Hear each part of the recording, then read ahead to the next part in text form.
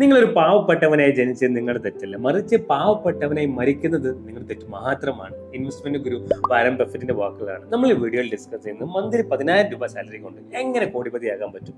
Step 1, start saving. എന്താണ് savings, എങ്ങനെയാണ് saving ചെയ്യേണ്ടത് നമുക്ക് കഴിഞ്ഞ വീഡിയോയിൽ നമ്മൾ ഡിസ്കസ് ചെയ്തിട്ടുണ്ട്. അതിന്റെ ലിങ്ക് ഞാൻ ഡിസ്ക്രിപ്ഷനിൽ കൊടുക്കും. നമ്മൾ നേരെ സ്റ്റെപ്പ് 2ലേക്ക് മൂവ് ചെയ്യുന്നു. ഇൻവെസ്റ്റ്മെന്റ്സ്.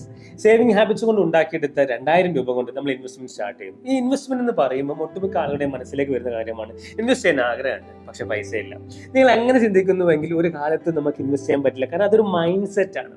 100 രൂപ കിട്ടി അതിൽ നിന്ന് 10 രൂപ സേവ് ചെയ്യുന്ന സ്വഭാവം നമുക്കില്ലെങ്കിൽ ലക്ഷങ്ങൾ കിട്ടിയാലും കോടികൾ കിട്ടിയാലും സമ്പത്ത് ഉണ്ടാക്കാൻ നമുക്ക് സാധിക്കില്ല. നമ്മൾ ചുറ്റിലൊന്ന് കണ്ണോടിച്ച് നോക്കിയാൽ കാണാൻ സാധിക്കും, ഒത്തിരി ആളുകൾ നല്ല സാലറി ഉണ്ട്, പക്ഷെ സമ്പത്തൊന്നും ഉണ്ടാകില്ല. സോ ഉള്ളത് കൊണ്ട് തുടങ്ങുക. ഇനി അടുത്ത ചോദ്യം, എവിടെയാണ് ഇൻവെസ്റ്റ്മെന്റ് നടത്തേണ്ടത്?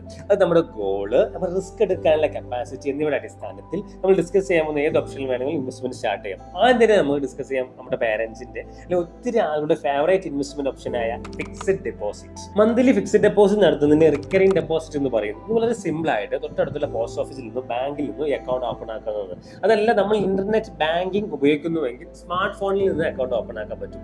മിനിമം എമൗണ്ട് 500 വെച്ച് സ്റ്റാർട്ട് ചെയ്യാം. അതുപോലെ തന്നെ മിനിമം ടൈം പീരീഡ് 6 months ആണ്, മാക്സിമം ടൈം പീരീഡ് 10 വർഷമാണ്.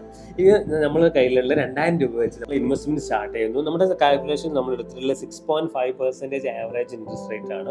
അതുപോലെ തന്നെ 25 വർഷത്തേക്കാണ് നമ്മൾ കാൽക്കുലേഷൻ ചെയ്തിട്ടുള്ളത്. അതായത് 300 മാസം. ഓരോ 10 വർഷം കൂടുമ്പോഴും റിക്കറിംഗ് ഡെപ്പോസിറ്റ് റിന്യൂ ചെയ്യുന്നത് നമ്മൾ അസ്യൂം ചെയ്യുന്നു. അതുപോലെ തന്നെ സാധാരണ റിക്കറിംഗ് ഡെപ്പോസിറ്റ് ക്വാർട്ടർലി ആണ് കോമ്പൗണ്ടിങ് ചെയ്യുന്നത്. പക്ഷേ നമ്മൾ കാൽക്കുലേഷൻ നമ്മൾ എടുത്തിട്ടുള്ള മന്ത്ലി കോമ്പൗണ്ടിങ് ആണ്.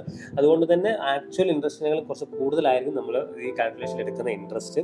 അതേപോലെ തന്നെ നമുക്ക് നമ്മുടെ സാലറി ഓരോ വർഷവും 10% വർധനവ് ഉണ്ട് എന്നും നമ്മുടെ സേവിംഗ് റേറ്റിൽ 10% വർധനവ് ഉണ്ട് എന്നും നമ്മൾ അസ്യൂം ചെയ്യുന്നു. അങ്ങനെ 2,000 രൂപയിൽ ഇൻവെസ്റ്റ്മെന്റ് സ്റ്റാർട്ട് ചെയ്ത് ഓരോ വർഷവും 10% വർദ്ധിപ്പിച്ച്, അതായത് ആദ്യത്തെ വർഷം 2,000, രണ്ടാമത്തെ വർഷം 2,200, അങ്ങനെ 6.5% ഇൻട്രസ്റ്റ് റേറ്റിൽ 25ാമത്തെ വർഷം നമുക്ക് തിരികെ കിട്ടുന്നത് ഏകദേശം 41,80,000 രൂപയാണ്.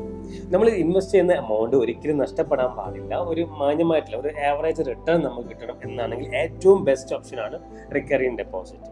അതല്ല, നല്ല രീതിയിൽ സമ്പത്ത് ഉണ്ടാക്കുകയാണ് നമ്മുടെ ലക്ഷ്യമെങ്കിൽ ഏറ്റവും ബെസ്റ്റ് ഓപ്ഷനാണ് മ്യൂച്വൽ ഫണ്ടിലെ SIP.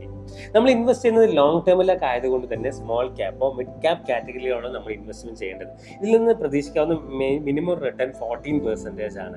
ഈ 14% നമ്മുടെ കാൽക്കുലേഷനിൽ മാറ്റം വരുത്തുമ്പോൾ വലിയൊരു വ്യത്യാസമാണ് ഉള്ളത്. നമ്മൾ ചെറുതായിട്ട് തുടങ്ങി നമ്മൾ എത്തി നിൽക്കുന്നത് 1 കോടിയിലാണ്.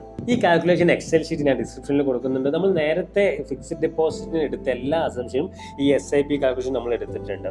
ഓക്കെ, ഇവ രണ്ടുമല്ലാത്ത എൻ്റെ ബെസ്റ്റ് ഇൻവെസ്റ്റ്മെന്റ് ഓപ്ഷനാണ് ഇൻവെസ്റ്റ് യുവർ സെൽഫ്. നമ്മൾ തന്നെ ഇൻവെസ്റ്റ്മെന്റ് നടത്തുക. ഞാൻ ഇതുവരെ നടത്തിയതിൽ വെച്ച് ഏറ്റവും ബെസ്റ്റ് ഇൻവെസ്റ്റ്മെന്റ് ആണ് എൻ്റെ CA കോഴ്സിന് മുടക്കിയ പണം. എൻ്റെ ഇപ്പോഴത്തെ ഏറ്റവും ബിഗ്ഗസ്റ്റ് അസറ്റാണ് ചാർട്ടേഡ് അക്കൗണ്ടന്റ് എന്ന ക്വാളിഫിക്കേഷൻ. പ്രത്യേകിച്ച് നിങ്ങളുടെ ഏജ് 20-32 കിട്ടുന്ന പൈസ സേവ് ചെയ്യുക. വേണമെങ്കിൽ 1-2 വർഷത്തേക്ക് റിക്കറിംഗ് ഡെപ്പോസിറ്റിൽ ഇൻവെസ്റ്റ് ചെയ്യുക. എന്നിട്ട് എല്ലാ പൈസ എല്ലാം ഉപയോഗിച്ച് നമ്മുടെ സ്കില്ല് വർദ്ധിക്കുന്നതിലേക്ക് ഇൻവെസ്റ്റ് ചെയ്യുക. Trust me, you will thank me later. ഇത്രയും പറഞ്ഞ വാക്കുകൾ കൺക്ലൂഡ് ചെയ്യാണ്. Thank you so much for watching. സിയർ ഇൻഷാദ്, സൈനിങ് ഓഫ്.